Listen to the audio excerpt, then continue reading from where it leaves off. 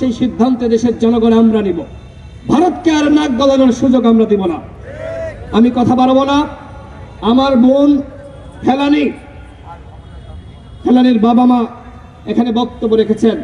সরকারের প্রতি আমার উদাত্ত আহ্বান থাকবে, আপনারা ভারতের সাথে কথা বলে এই হত্যাকাণ্ডের সুবিচার নিশ্চিত করুন এবং পাশাপাশি এই গণঅভ্যুত্থানে যারা শহীদ হয়েছে সেই গণহত্যার সুষ্ঠু বিচার করতে হবে এবং বিগত 15-16 বছরে যারা গুম খুনের শিকার হয়েছে, বিশেষ করে অধিকার, আপনারা দেখেছেন বাংলাদেশে এই সংগঠনটি কিভাবে এই গুম নিয়ে খুন নিয়ে কাজ করেছে। যখন কেউ কথা বলতে পারত না তখন এই অধিকার মানুষের কল্যাণে এই গুম খুনের তথ্য আন্তর্জাতিক মহলের কাছে তুলে ধরার জন্য কাজ করেছে। এই অধিকারের নিবন্ধন পর্যন্ত বাতিল করা হয়েছিল। বিশেষ করে শাপলা চত্বরের যে হত্যাকাণ্ড, বাংলাদেশের কোনো একটি সংগঠন তার সঠিক পরিসংখ্যান দিতে পারে নাই, একমাত্র অধিকার দিয়েছিল।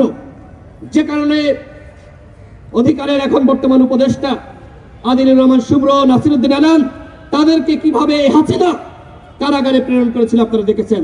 অমানসিক নির্যাতন করেছে, হয়রানি করেছে, অধিকারের সমস্ত ফান্ডিং বন্ধ করে দিয়েছিল। এইগুলো করে যে আসলে ক্ষমতায় থাকা যায় না, হাসিনার প্রমাণ পেয়েছে। আগামীতে বাংলাদেশকে আমাদের এমন ভাবে গঠন করতে হবে যেখানে মানবিক মর্যাদা থাকবে, অধিকার থাকবে এবং অধিকারের মতন সংগঠনরা জনগণের জন্য নির্বিঘ্নে কাজ করবে। মানবিক মর্যাদা সম্পন্ন একটি রাষ্ট্র গঠন করার জন্য আমাদের সকলকে এগিয়ে আসতে হবে।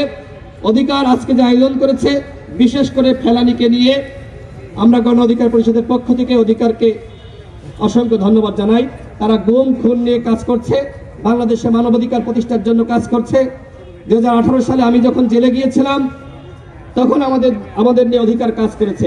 2018 সালের কোটা সংস্কার আন্দোলন, যারা আমরা নির্যাতন নিপীড়নের শিকার হয়েছিলাম, আমাদের ভয়েসগুলো আন্তর্জাতিক মিডিয়ার কাছে, আন্তর্জাতিক সংস্থার কাছে যে সংগঠনটি পৌঁছে দিয়েছিল, একমাত্র সংগঠন, আর কোনো সংগঠন না, সেইটা হলো অধিকার।